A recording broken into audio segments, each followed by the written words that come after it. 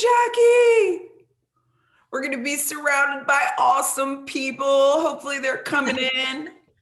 They're climbing. Love it. Da Bears. Y'all coming in with Da Bears. Da kids, Da Bears.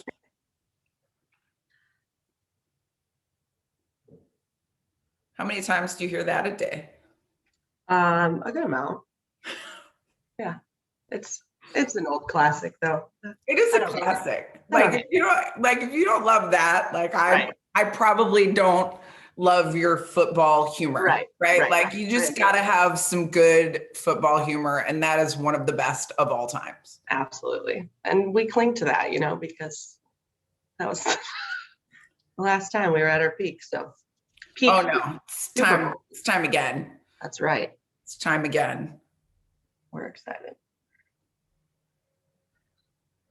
All right. Exciting. We got about 32 participants right now. Hey. Welcome. We're in for a treat today. Yes.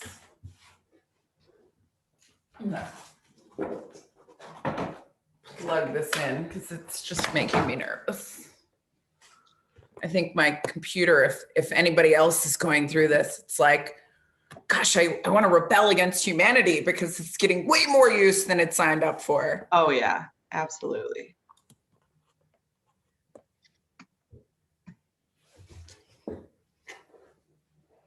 All right, let's give it another couple of seconds. Hey, so Jackie, I know it's character playbook. Is it that because I'm a character and I'm a coach, so I've got a playbook? Yeah. Totally. Yeah. I like that.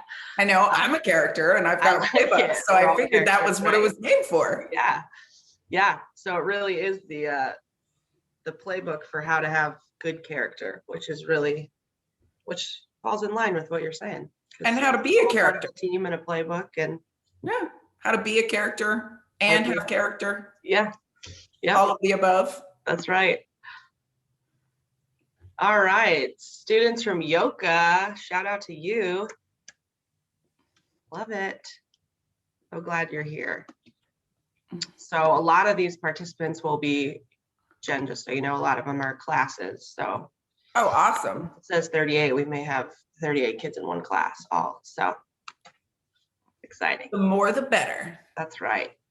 All right. Well, I think we'll probably get started.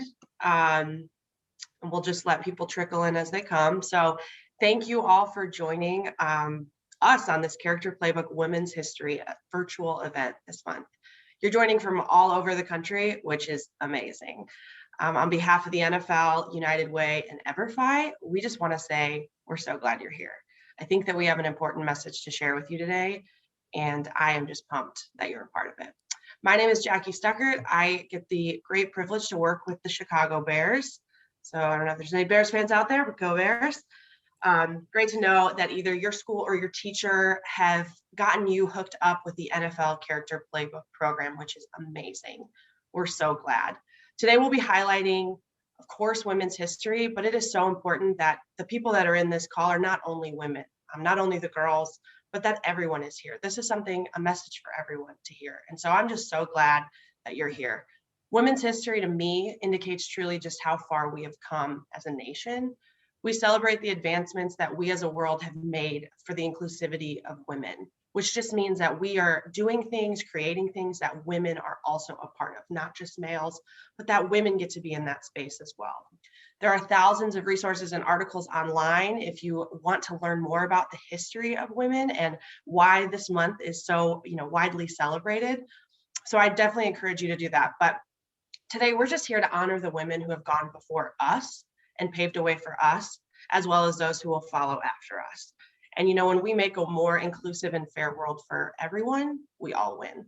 So with that, I want to introduce someone today who is extra special. This woman next to me on the screen, she is a doctor, an author, a gold medalist, and the first NFL female coach ever.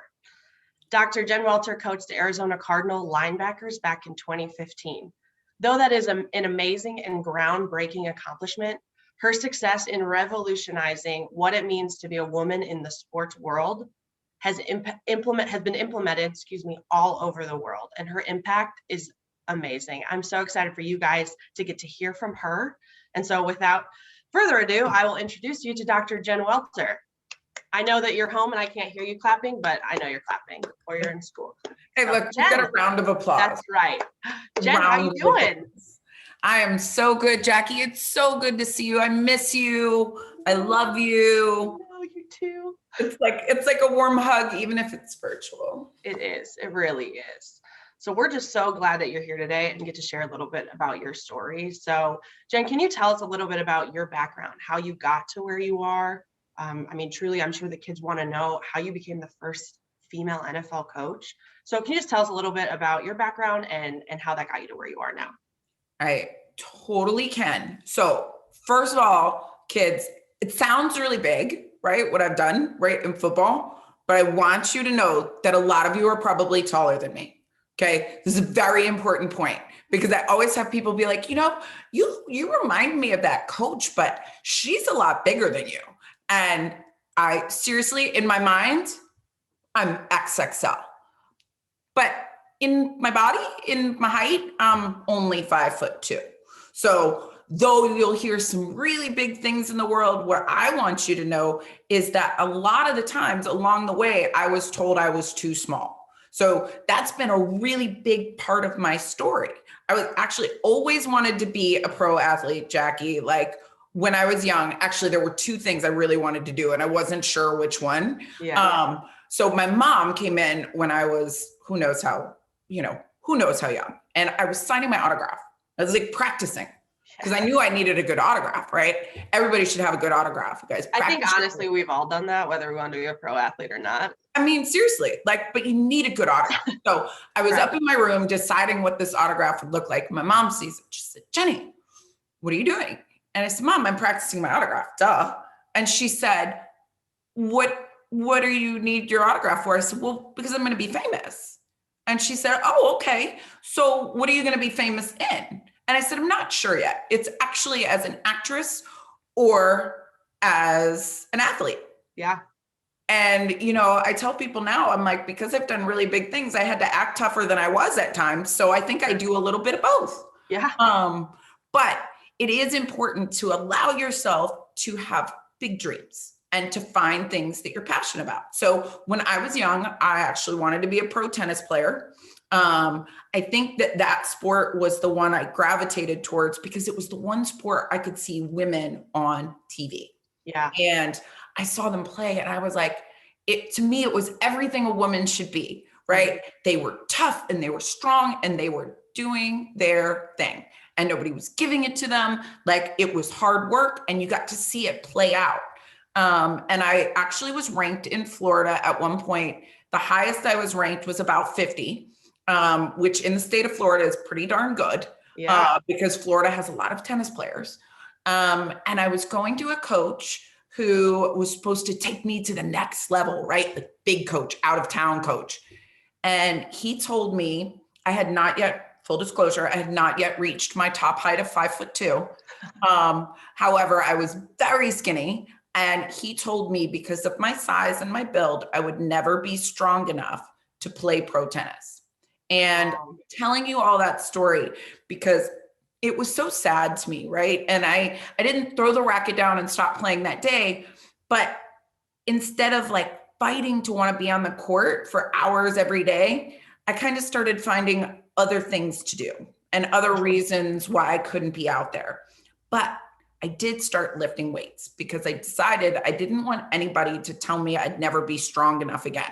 Can't control how tall you are, but you can't control how strong you are. So sometimes I think about that coach and I would like to tell him he was right. I'd never be strong enough to play pro tennis.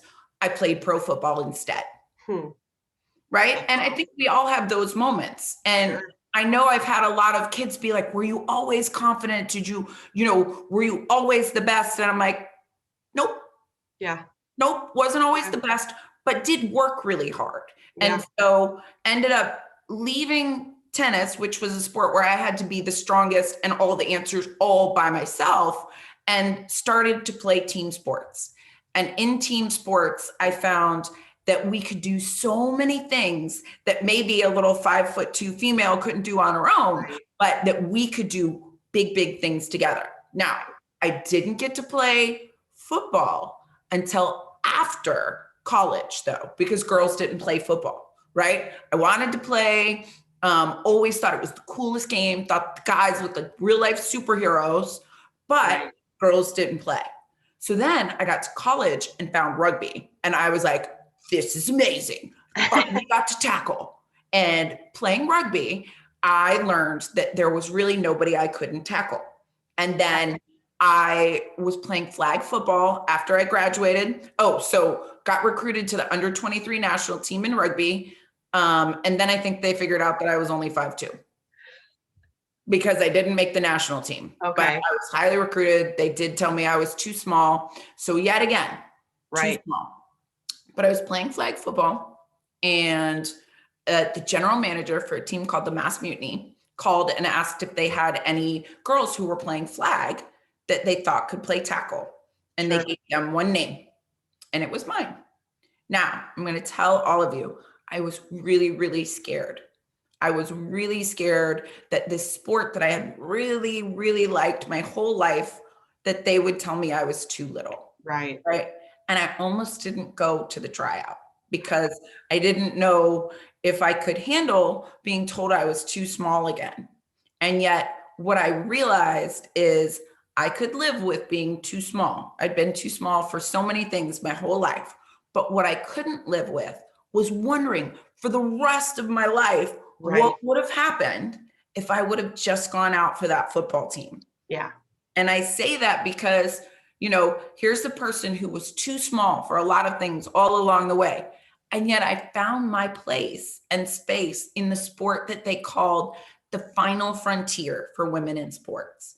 And to me, that was it. As soon as I made my first football team, I knew it was what I was meant to do with my life, right? It was like this love I'd always had.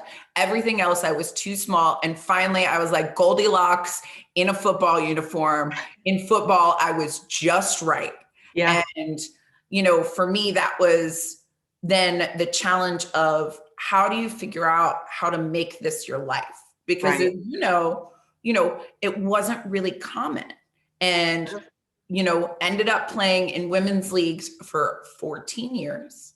And in that time, I played for the Dallas Diamonds mainly, and we won 4 championships in 5 years. So one of the ultimate dynasties in women's football. And then they announced the first women's US national team would be in 2010. And of course I was like, got to do that. Yeah. Now, many of the times in my life, I might've been told I was too small, but guess what? Our 4th championship, we actually played against, I'm going to bring it home for you, Chicago. And we beat Chicago in the championship. But what was really cool about that is the head coach from the Chicago Force ended up being the head coach of the first US national team. Wow. And he had coached against me, which made darn sure that because he didn't like coaching against me, he certainly wanted me on his team. That's right. So he had seen me play. And then what's really funny, we talked about this years later. He's like, I will never forget the first time you walked into Team USA practice. He'd never seen me out of pads. And he said, Welter is tiny. And I said, well, what'd you think after that? And he goes, nothing. I'd seen you play. And so you got to remember, even if your body is small, your mind is much, much bigger. And Right. the most powerful thing that you have is your heart. So you can overcome a whole lot of things with hard work. And especially one thing I love about football is it doesn't work if everybody looks the same. Right? Right. It doesn't work if everybody is shaped the same. So me being little and really fast and strong was actually an advantage once I realized that. I mean, Jackie, I'll tell you, When I first played, I had an idea that football players were supposed to be big and strong. Sure. And yeah, I was strong, but I couldn't do the big thing. Sure. And yet when I was trying to play like a big person, I was kind of running high. And in football, that's not an advantage. Right. And one day I realized that I wasn't going to out big anybody, but I could out little and out fast them. Yeah. And that was when I became a really great player. Yeah. And just that mindset, that mindset shift, right? To say like, I am who I am, right? I know how I was created, and now I get to live that out fully. Like, your job on the field was not to, catch passes in the air, but your job was to dart down that field with the ball in your hand, so that's, I think, like you said, it's just really coming into your own. That is what's so important and what's made the impact, right? Yeah. And I hope that everybody listening thinks about what they have in themselves and what they do really well, and finds the place in the space where they feel good doing it. Right. Absolutely. Because when I was trying to be something else, I mean, it wasn't that I wasn't a good player. I was good, sure, but I wasn't as good as the bigger people were in that. But once I realized that, like, as a linebacker, being, close to the ground and actually having great leverage, that I could tackle anybody if I did it the right way, I was unstoppable.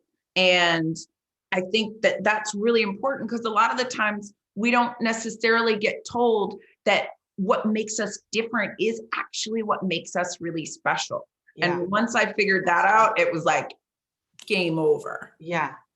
Yeah. That's incredible. And that's just a message, I think, to anyone, right? But especially to young people, to remember that what makes you different is what makes you unique. And use that, don't see that as a setback, but use that to your advantage, right? So who would you say were some role models for you growing up? Women role models, women who really paved the way for you. Give me a couple that you would say really, really just helped you shape who you are. Well, it's interesting because, like I said, I loved watching tennis because those women were out there and playing. So I remember like loving Gabriella Sabatini and Zina Garrison and Jennifer Capriati and some of those women, because they gave me permission to see a woman that way. Sure. Then in my career, it was a lot of my teammates, right? We kind of pulled off each other and pushed each other because we were the examples, right? We were the women who were leading the way. So it wasn't like, we could look at the NFL and say, I want to be him, right? Because there wasn't a direct relationship there, but we pushed each other. And then in terms of once I, being the first is really tough, right? Because there wasn't somebody I could look at and say, I want to do what she's done, or I want to be like her. So a lot of times, I would say I kind of pulled different things from different people. Nancy Lieberman is a really good friend of mine, and she's been breaking barriers in basketball for a really long time. So we could kind of call each other and say, hey, have you ever had something like this? Or, when having guys. And then I really had a lot of big brothers. And that's a really important thing. I think a lot of the times when we talk about women and women's history, we don't realize how important some of those guys are. And the biggest moment that like came for me in terms of after I played for like the US national team for the second time, right? The Dallas Diamonds, my team forever, folded. So here's this team that we'd given everything to for so long. And then another team came calling. And it was actually, funny enough, a team called the Revolution. And this was the men's pro team. And they wanted me to come out for a day of training camp with their guys. Yeah. And I was like, wait a minute. So you want me to catch passes and run some ladder drills and smile for the cameras for you? And they were like, yeah. And I said, no. I said, what do you mean no? And I said, basically, that's an insult to me as one of the best female athletes in football. And if I was any one of your guys, I would absolutely hate it. So if you want to do anything with me and your football team, either I do everything they do, step for step, hit for hit, or I do nothing. Yeah. I'm telling you what, Jackie, remember I told you athlete or actress? Yep. In that moment, I was definitely a whole lot of actress because I Yeah. knew as soon as it came out of my mouth, it was going to happen. And I didn't know what was going to happen after that. I didn't know if I could do it, but I knew it had to be done, and it had to be done the right way, because it wasn't fair to the game that I love or the women that I'd played with or any of the guys playing the game if I didn't do it the right way. Exactly. And once I said that, it changed everything. And then the coach was like, he went from, kids, you know that moment when somebody's trying to avoid eye contact, he was like drawing in a non-existent playbook, like if he didn't see me, I might not exist. As soon as I said that, he just kind of looked up at me and he nodded his head because he knew that I was different. Yeah. And so he ended up making it that not only was I going to go through a day of training camp, I went through all of training camp. Wow. Then I made the team, and I was on the team for the whole year. And it was that experience that really not only changed football for me, but for so many women, because now all of a sudden people were like, wait, where did this girl come from? Women play football? And it became the #1 story in the country. And then they started looking at the women playing football. But another thing happened too. So I was on the team for a year. We became really close. And then Wendell Davis, former Dallas Cowboy, saw how the guys responded to me. And he grilled me about football. And the next day he said, you have to coach my football team. And I said, no. And he said, what do you mean, no? Not a lot of guys are going to give you this opportunity. You're taking this job. And I said, no. Because there were no women I could look at and say, I want to do that. Yeah. Right? It had never crossed my mind, even as one of the best players in the world, that a female could be a football coach in men's pro football, and certainly not me. Right. And thankfully, Wendell actually, even though I turned him down, he took the job on my behalf and then told me about it. And he said, you know, he had already taken it for me. And I couldn't quit. Otherwise, the entire narrative surrounding women coaching in men's pro football would be, we had a girl once and she quit. Wow.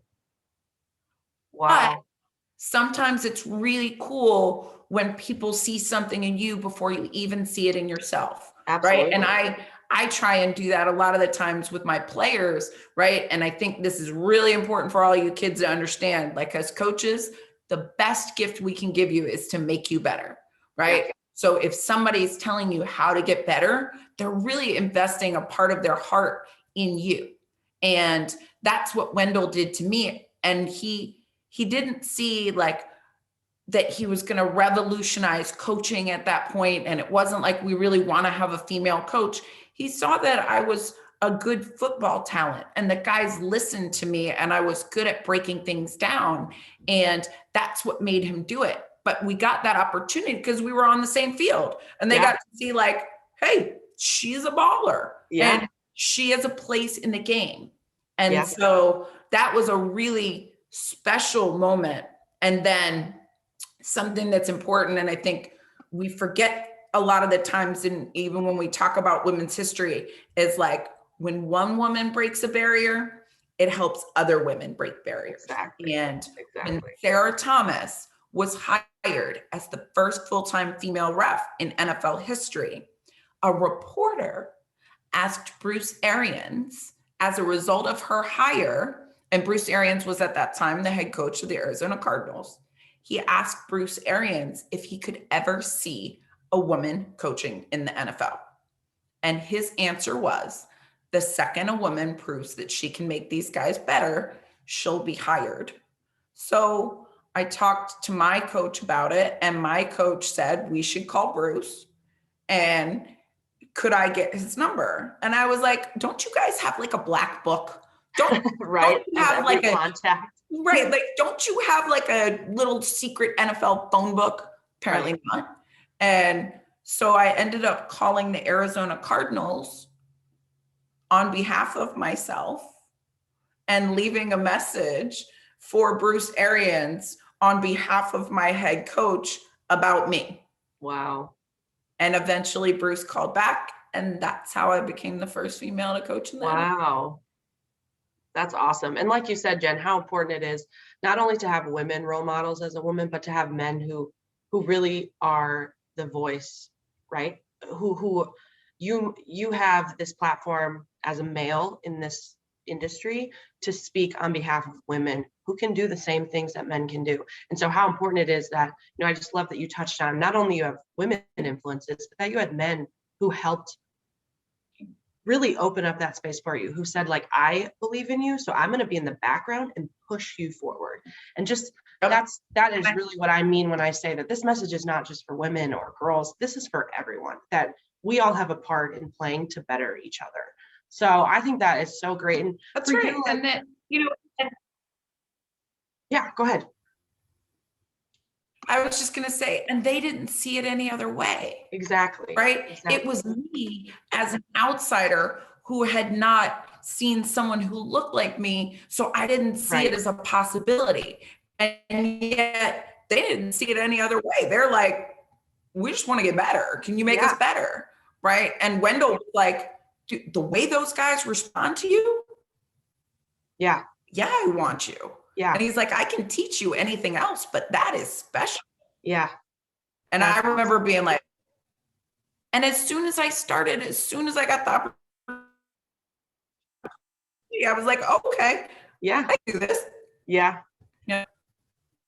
Yeah. I think to have those allies, right? Those voices that are with you, really, those are the ones who push the others who may not understand or who may not be there yet, right? Like who may not see that, oh, women can play. Like those are the men who help influence the other men, to believe that women have a space here. They belong. They can do anything that they set their mind to, and they can do anything that boys do. So that is such an amazing, first testimony of Wendell Davis, because how incredible he is.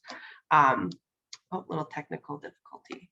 But yeah, I mean, I hope you guys are learning about just the differences that women in this industry can make, and how important it is for people like Wendell Davis, right? Like a professional NFL player, to use his platform to help shape the future for other men, to put women in that space. So Jen, glad you're back.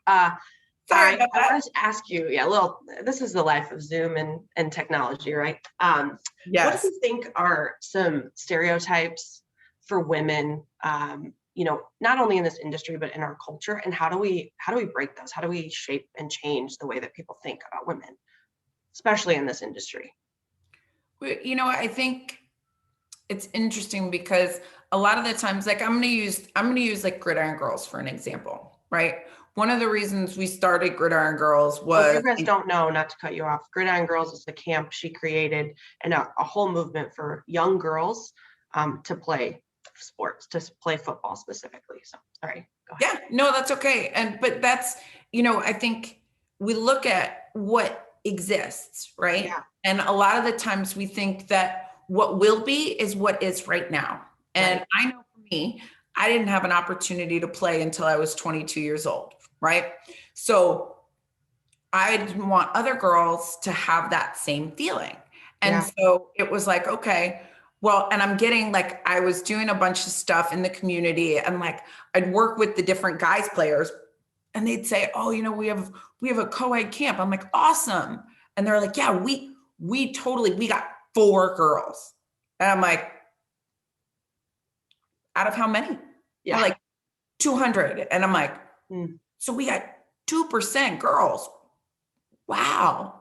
But why was that, right? It was a free camp. It said co-ed. Why weren't there more girls? And what I figured out in talking to a bunch of the girls is that in those situations, they didn't feel comfortable. And it was, the boys had been taught, or the boys had experience playing football, and a lot of the girls didn't, right? So then they'd step into the situation and they'd get told like, oh, well, you throw like a girl or something. Yeah. Well, guess what? You don't actually throw like a girl or a boy. You either throw a football the right way or you don't. That's and right. If you look at Patrick Mahomes, he throws a totally new way. And he obviously does it really well. So with coaching, we could change some of those things and make sure that the girls were taught just like boys had been taught, right? So that they wouldn't ever step into a situation where they were behind. And so what we found is that a lot of the times, just the stereotypes are kind of a result of not what's possible, but what's been accessible, right? And so what we wanted to do was make sure that everybody got to have a great football experience and never had to feel bad about it. And I think there are so many places that we can change culture by making sure that people have the opportunity to learn, to try, to have the resources around them to be amazing, right? Because it's really hard to pursue your dreams if you don't get to try things. And so, and also it's really important that we make sure people have role models that are like them, right? Or that make them see something differently. Like another kind of cool thing we worked on is like, I don't know if y'all are Madden fans, right? I don't know if some of you play Madden, but I think Madden is pretty amazing. Oh yeah. And I had the opportunity to work with the guys in Madden. And it was 2 guys. So I'm not just saying guys like that, but I impressed them and I met them at like a convention and they were asking me different stuff about football. And it was 2 guys, Robin Cowie and Mike Young. And they were the director and producer of Story Mode in Madden. And they were asking me about football. And I just want you guys to understand this. I could teach football anytime, any place, anywhere with any setup. And on this day, I was teaching zone coverages with slices of pizza. And I apparently impressed them and kind of looked at each other. They had like this moment of like, are you thinking what I'm thinking? And on the spot, they cast me as a reporter in the Story Mode of Madden because they'd already written this character about this female who, you know, was like a little too big for her britches and a little bit too good at football. So nobody should ever put her down because she'd be like, yeah, I do this. Like football's kind of my thing. And so they said it and I was like, what, you want me to talk football? Yeah, I got it. And they're like, yeah, that's her. And so they cast me as a reporter in Madden. That is awesome. But then when I got to know them, what happened is a lot of the people said they thought it was really cool that they put me in the game, but they were a little upset that I wasn't in the game as myself, right? That they had done something really cool, but they're like, we have the first female coach and like, but you're not even yourself in the game. Right. So then. And you were a coach for the Arizona at this time? No, this was after. So this was, gosh, 2019 maybe. Oh, okay. And there had never been a female coach in Madden. Sure. And so what they decided to do was make me the first female head coach in Superstar KO mode. So you could go in and choose team shutdown and Coach Jen. And that's a really important way that we can shift culture, right? Because no, there may not be a female head coach yet in the NFL, but there is one in Madden. And what that does is it shows how we can dream differently, right? And so the boys, if they choose team shutdown, they're like, oh yeah, Coach Jen, she has the best defense. That's why I want her. You know, kind of that Bears defense kind of thing would be like, you know, would be like a team shutdown kind of thing. And so then it gives them the idea that a coach could be a female or a male, right? They just have skills. And then it also allows the girls to be the hero of their own story and pick that they want to have a female coach. So those are a couple of ways that we can look at and shift culture, which then shifts stereotypes, right? We have to look at all the conversations and the places that we can make change. Right. That's awesome. I mean, and how important to be in a space like that, right? Where if I could see these participants and their hands raised, I'm sure a very large chunk of them would say that they have played Madden or they play Madden regularly. So a lot of you have probably come across Jen, right? in Team Shutdown, which is awesome. And if you haven't, you need to pick it because it's fast play mode. And if you have Team Shutdown, you're probably going to get a turnover. Good chance you're going to win. There you go. I like that. Look at just a little tip from the professional. But how important it is to be in a space like that, you know, where I would say that, I mean, a lot of girls play video games, but it is a very common thing within young men, right? You guys play video games together. This is a very common thing. Fortnite, Call of Duty, all those games, Madden, things like that.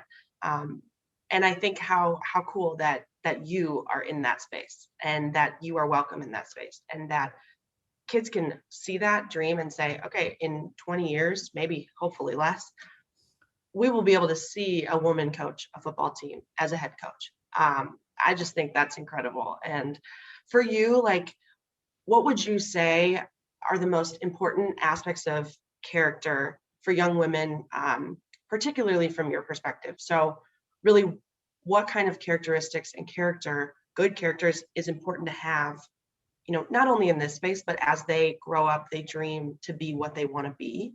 You know, what are the most important characteristics for that, would you say? Well, I think really first, know yourself and be who you really are in the world. Sometimes it's scary, right? Sometimes it's hard to be different. I mean, I've been the one of one many times in my life.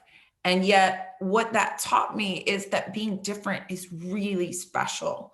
And that when you know who you are, and you're consistent, people will respect that, right? Like Jackie's seen me in all kinds of situations, and she knows that I am this crazy, silly, honest person, regardless of the situation. Absolutely. And when I have people around me and I'm on a football field, I'm even more like fun, right? Yeah. It's not like all of a sudden I'm be like, hello, today I am Coach Jen Welter and you're not going to recognize me.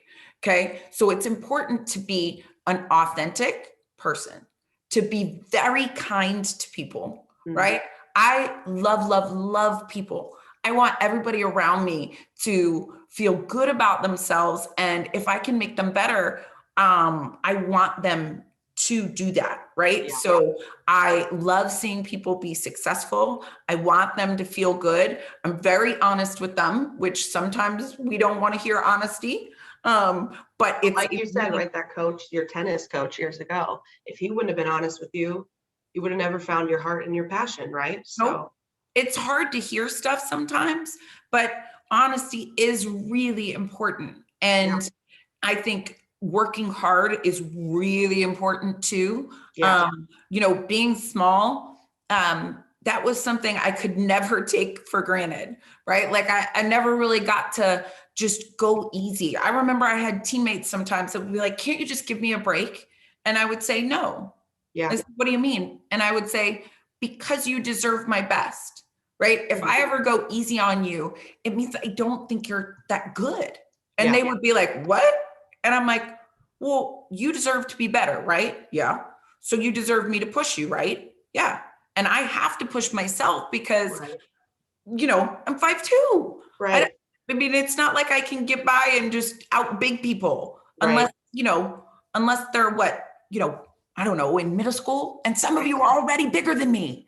So that was, you know, the hard work and then just really being honest and always being curious too, right? Yeah. Curious on how I could get better, on things that I could do, and then being a great teammate, right? Like people would want to be a teammate of mine because I would be the first one who would also block for you. If you had the ball in your hand and we were going towards the end zone, you can count on me. I'm a really loyal teammate, loyal friend. And all of those things will translate into great things in this world because people will know you, know what you're about, know that you're honest and hardworking, and they'll want you to be on their team or, you know, as some people would say, like in their boat, right? Or in their carpool, because you've got a helping hand, you've got an honest statement, and you have kindness in your heart. Yeah. And those are just great characteristics, whether you play sports or you don't, right? But how well those translate into the sports world. And so, being kind, being a teammate, understanding who you are so important to becoming who you're going to be and how you impact this world, right? You have one life, right? We know that we get one chance to really do what we want to do and do it well. And And like have fun doing it.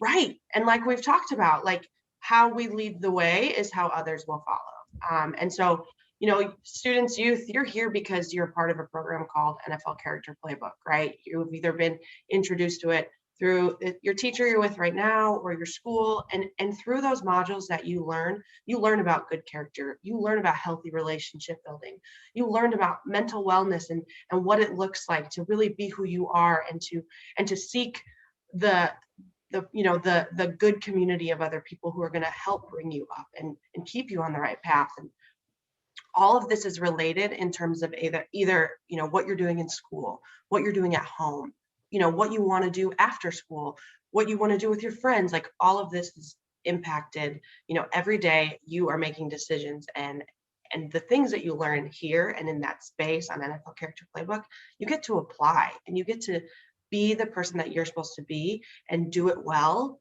And so I hope that you guys are just taking some of this to heart, that you really know that you have a voice, you have the opportunity to make a difference. And you don't have to be the first female NFL coach, but look at how you get to learn from the first female NFL coach. And then after that, you get to be whoever you want to be. And that's just a really, I don't know if that touches anyone, that touches me. So I hope that you guys really understand your impact. So Jen, I'm going to kind of transition a little bit. And if anyone does have any questions, there is a Q&A feature at the bottom here. I could sit here and talk with Jen all day. We're old friends, so I could ask her a million questions, but we want to hear from you. So there is a Q&A feature as your class or teacher. Students, feel free to type in a question and we'll try to get to a few that we can right now before we wrap up. But one that we do have we do. from Len. What's that? I was going to say, and one of the things is that we want to make sure that we keep good people around us who want great things for us too, right? Like I get to be here with my friend Jackie, who I know knows that we look out for each other and we want great things for each other. So when she's like, hey coach, can you come talk to these kids? Cause we're going to make their day. I'm like, yeah, Jackie, you know me, I love kids. Like, let's go. And she wants great things for me and I want great things for her. Yeah. And so as you're looking and you're really, forming your crew, the people who are your friends should be really happy when you're doing great things, and they should want you to be successful and help you get there. And you should do the same for them. Right? Try and like pinky swear each other that you'll make each other better, right? If you want to be faster, you'll run fast together. So that you're always helping to level each other up. Okay. Absolutely. So important to have good people around you. And, sometimes when you're in the middle of middle school, high school, sometimes problems are really big. And sometimes it just seems like, maybe you're going through something with a friend or with someone who has hurt you, or you've hurt them, or realizing that it is so important now to make those concrete relationships that will help carry each other through. So realizing that I need you, you need me, or I don't need you and you don't need me. We're not the best for each other, or we are the best for each other. Figuring that out now is what's so important, because you are who you hang out with, right? I'm sure you've heard your parents say that, your grandparents, your teachers, but it is true. Like you get to be who you are, but you're impacted by everyone around you. So make sure that you're surrounding yourself with the right people who want to see you succeed. So that's great. We do have a question from a teacher. So Len asked, did you have to work extra hard to gain the respect of huge linebackers that you're coaching in Arizona? Or did they know how successful you were as a player and give you the respect going in? So one of the cool things was those guys knew everything about me before I even walked in the door. Okay. Guys talk and guys do, like, it's a huge compliment as athletes, right? Like to watch each other's game film. So when I came in and the guys were like, coach, I watched your game film. Like you were a beast off the edge. Like I was like, oh, okay, we're going to be just fine. Yeah. Right. So they knew everything about me, and they really respected the fact that I had played on the men's team. Because they knew I was there for the right reasons, right? Like literally they'd be like, Coach, we know you've taken the hits to get here. Yeah. And I'd be like, yeah. And thankfully, this is the upside of this situation is a lot different, right? Because it wasn't, they weren't getting to tackle me every play, right? This was just the mental side. But they really respected my path to get there. They were also really excited to be a part of history. It's not really that often that you get a chance to say, we're changing the game. And they knew the significance, probably even more than I did, because, they'd been there. And, they were like, man, I never imagined that I would have a female coach. And so they were really excited. Now, what I will say is something, there were a couple of things that I think worked really well in my favor to earn their respect. Number one, they loved the fact that I had a PhD and were very curious, right? So they would ask me a lot of questions on like the mental side of the game. Number two, I made sure not to feel like I had to say something all the time, so that when I did say something, it added value. There's so much chaos and so much going on that like, I wanted them to want to hear more from me. And so, in a particularly a loud environment, right? And one where they're getting yelled at a lot, I would be like, hey, next time try this. And when it would work, they'd be like, oh, Coach, that worked. What else do you got? Right. So a very one-on-one relationship. And the other thing, they also knew that I cared about them as people, not just as players, which was really important. That's huge. And then I used a lot of humor too. Not gonna lie, I can, if we're gonna throw jokes, I've got jokes to throw right back. And part of why that was important is the guys were a little bit nervous because they didn't know me, right? And they didn't know what it was going to be like. So the more I could make them laugh, or even just like, if they said something that didn't quite come out right, or like, there's no women in here, or like, there's never been, I'm like, hey, right here. Yeah. I would be one. You did just say that out loud. And that was one of my go-to phrases. Like, you did just say that out loud. And they would just laugh, and they're like, you know what I meant? And I'm like, oh, I know. I got you. I speak dude.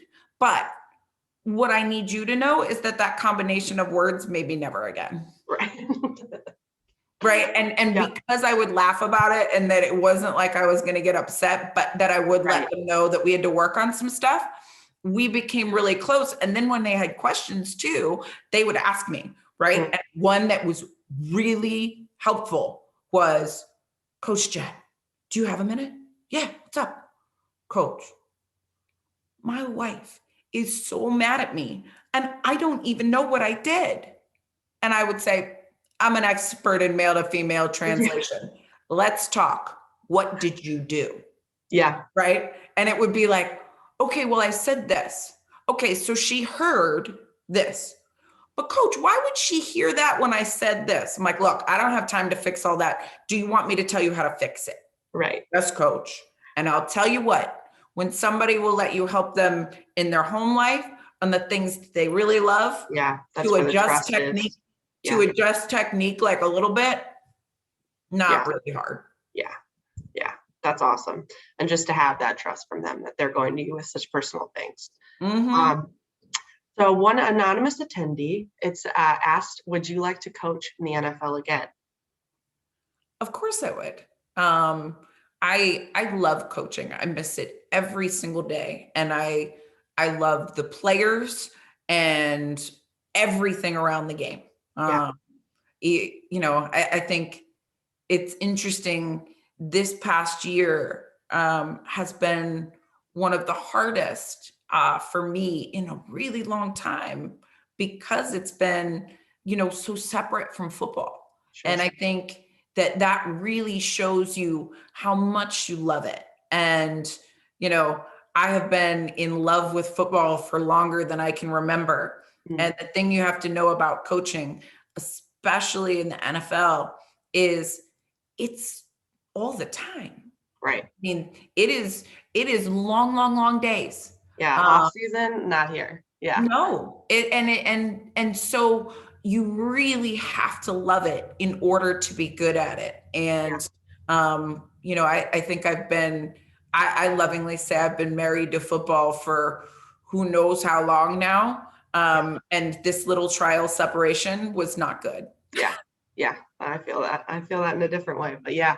Yeah. And I'm sure a lot of you feel that with your sports and things around the world that, have taken a season off or a year off. I mean, it's tough. So, I can't wait to be safe and get back to normal. It is. And for all of you out there, if you're missing your sports, okay, let's remember that certain things you can always work on, right? Yeah. There is, I can easily, Jackie, if we need to set up how to do footwork in your house, I got you. Yeah. I have agility ladder drills for days and days. And those are drills that I did every day, pretty much. I would say 5 days a week for my entire playing career. And you can always get better. You can always get faster. And that doesn't require anybody else but you versus you. And that's a choice you can make every day. Yep. That's great. We got two more we'll do before we wrap up. Who would you say was your favorite NFL player to coach? Thank you, Kirk, for your question. Oh my gosh. I have so many. That's tough. That's a tough one. I have so many. And I don't like to pick favorites because they're so different, but I will say, I will give you some insights to a few of them. And obviously these are guys that I just love for different reasons. Yeah. The first player that I met when I got into Arizona was Calais Campbell. And if you don't know, Calais Campbell is like 6'7". Yes. And he almost stepped on me. No, I'm just, it feels like he could have stepped on me, but I literally know that height came around the corner. Just visualizing is crazy. Like I came around a corner and we came like this close from like smashing into each other. And I just remember him looking down and he's like, Coach Jen, I've been looking forward to meeting you. And I was like, hello, you're Calais Campbell, aren't you? And he actually became a really good friend of mine and somebody who loves to talk leadership. Yeah. And we would always talk about stuff. Then you will probably want to know about Larry Fitzgerald because everybody does. I love Fitz. He is the ultimate pro. He still, and I would bet money on this, okay? He has a habit of catching 100 extra passes after every practice. And you all know he's played for a really long time. Can you imagine how many extra passes Larry Fitzgerald has caught over the course of his career? But he always used to catch the passes, boom, boom, boom, and he's going through it. He'd be like, Coach, come talk to me. I read this in psychology. So he always had something he wanted to talk about. So if you ever get to meet Larry Fitzgerald, talk to him about travel, talk to him about communications, talk to him about psychology. Just don't talk football because there's nothing Larry Fitzgerald doesn't know. And he's got a really curious mind. So he wants to learn other stuff. Yeah. And then two more. Kevin Minter was the captain of our linebackers at that time. Okay. And if you don't know this, okay, the biggest story that came out when I was coaching the Cardinals is that I wrote notes and put them in their lockers. Okay. Now, I thought the locker room was like Vegas. This is just us. Nobody gets to know what goes on in the locker room, stays in the locker room. Okay. So I wrote these notes. I just wanted them to know, own your huddle, like just leadership things to revisit so that I knew that the voices in their head would be mine because I knew what I would tell them. Sure. Well, I did not think anyone would ever know about these notes.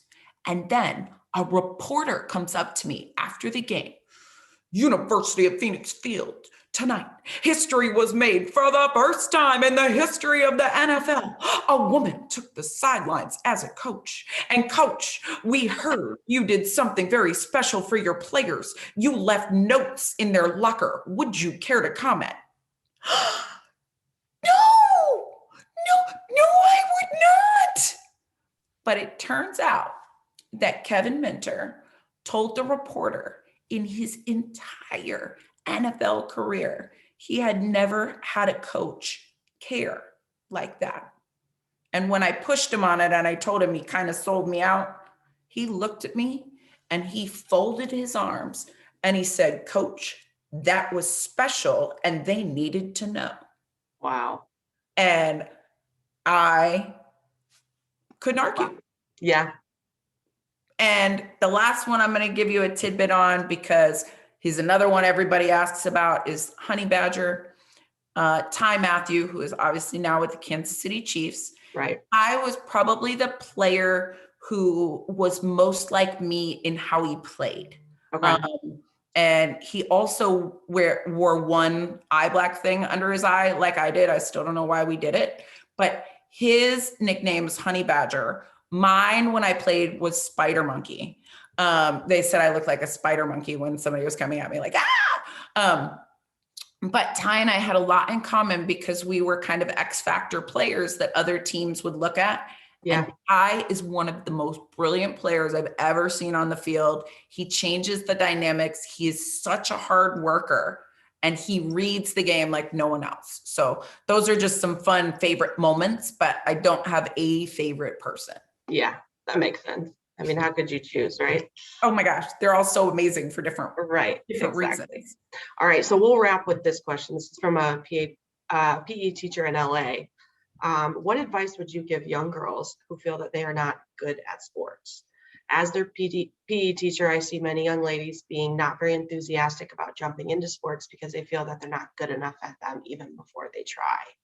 It's a great question. It is a great question. I think what's so hard now is that, everything seems to be like permanent, right? Like that it's so big and it has to be either you're going to like go to the Olympics and be the best in the world, or I'm not doing it. Right. And yet I think when we have fun in them and we make these things fun first, that then that's the focus, right? Like if we work on confidence through, I always say with Gridiron Girls, this is confidence through football. Yeah. And we break things down so that how can you be good if you haven't been taught, right? And that it's about the teaching and trying. That's the goal.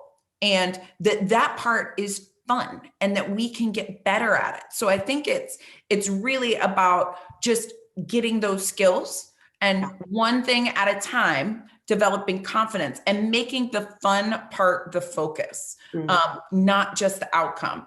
And for the teacher in LA, here's another tip. We are doing a free camp with Matt Leinert's league on April 17th, and you should send all your girls to me. Like, just give them to me. I got them. But it really is about the fun. And I think taking some of the pressure off. Social media makes it really hard on all of us. There are some pictures that I wish would never have existed, but you all see this is goofy me. So you're going to see bad pictures because I make crazy faces. And then for some reason, those always appear to be the pictures. Those are the screen grabs. Yeah. Yeah. Like, oh, and and I can pick up exactly what story where I was telling when I made a crazy face too. Yeah. So I think it's really about focusing on fun and helping the girls realize that like, it's not just about an outcome, but it's about, what it does in terms of how good you feel, right? And the endorphins that you get from competing and learning what your body's capable of and finding, it might be strength, it might be agility, it might be different things that they feel good about, and then building on that. Yeah, that's great. That's great. Keep it fun. And like also make sure their friends are involved. So girls, in terms of sports socialization, it's really important that it is a social activity for them. That will tend to also for us women of any age, right? Like if you want to get into better habits, make it social, make it fun. Yep, absolutely. Yeah, those are great. All right. Well, this has been amazing. Like I've told you all, I could talk to Dr. Jen for hours. But I know you guys have other classes to get to, but I wanted to leave us with really an action, a challenge. And where do we go from here? So part one of this conversation was really about women's stories, women's history. Through this Heritage and History Project, we really want to encourage the youth of today to move beyond your experiences and cultures to learn more about others' experiences and cultures. So that means for women and men on this call, for the young, the young ladies, remember that you have a place in all the places that people say you don't have a place in. And for the men, a part of this call, for the young men, remember that for women as well, that, it truly is a great platform to use to be able to say, like, my friend can do this too, or my mom can do this too, or my sister, or and so realizing that we are better when we're together, when we work together, when we support each other. That really is how we all win. Of course, we speak in sports terms here, but in general, that truly is how we will move forward, as a nation collectively, working with one another, helping one another. So my challenge to you, and then I'm going to kick it over to Dr. Jen to give a challenge, but mine is pretty simple. For everyone, whether you are, whether this resonates with you because you are a part of women's history, or you're not, or you're more of a male sitting there like, well, what could I do? Here would be my challenge. My challenge would be find a woman in your life. Well, it could be yourself, it could be your mother, it could be your sister, it could be your friend, it could be your teacher, maybe your principal, someone in leadership, someone who you see as, wow, I am just amazed by what they're able to do. I'm amazed at who they are, who they want to become, what they do for those around them. Find someone and honor them in some way. Tell them they're doing an amazing job. Tell them they can accomplish their dreams. Maybe it's going home today and just hugging your mom or your grandmother or your sister, and just saying, thanks for everything you do. I see it and I notice it and I appreciate it. And so as we continue the rest of March, which is Women's History, find different ways that you can honor the women in your life. Or if you are a woman, and find ways to honor yourself, to know that you are just as powerful and able to do all the things that people say you aren't able to do. That'd be my challenge. Dr. Jen, I'm going to kick it to you. I love it, Jackie. That was such a good challenge. And it makes me want to just hug you again. So virtual hug, and to all of you out there. And what I want to challenge you all to do is, I know it's hard sometimes to feel like you know what you want to do, right? Yeah. Like if I were to give you advice, the advice that I would have given myself at that age, it would be to be wildly curious and to try lots of things, because when you find your thing, things become a lot clearer, right? Like uncertain things. And I have a lot of things. I want you guys to understand that. Football, which is great, but there's a lot of things about me you might not know. You might not know that I write kids' books, right? You might not know that I drew like the Gridiron Girls logo. You might not know that I have a Chihuahua named Tyson, and Tyson makes the world better every day, right? Because he just has these big blue eyes and his tongue sticks out all the time, which I find really adorable.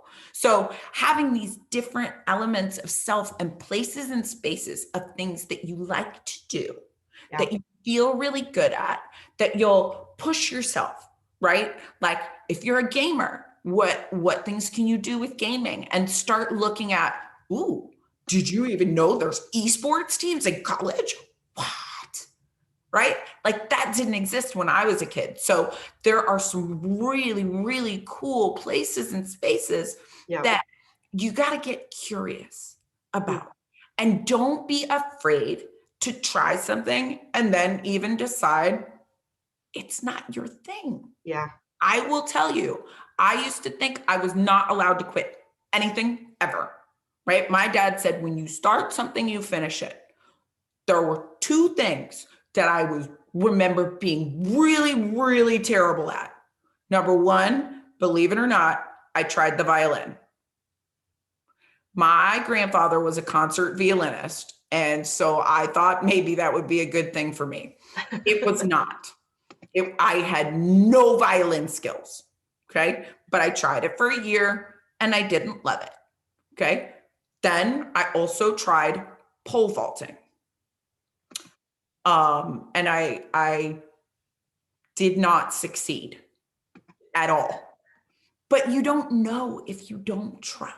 That's So right. as much as there are things that I didn't do well, there's also so many fun, cool things that you want to try. So try something new, get someone to teach you, right? Get on YouTube. There's tons of videos to learn how to try things, and really find places in the world that you are excited, right? And make sure that you do something physical every day, because that is one of my most important things. If I am not doing something physical, I'm probably not as happy as I could be. And so I encourage you all to try some different things. Let yourself be silly. Find places that you feel really good in the world. Find other experts and ask them questions. How did they get to do what they're doing? Will they teach you? Right? And then don't be afraid to try things that you may not like, because you just might fall in love with them. And then the things that aren't for you.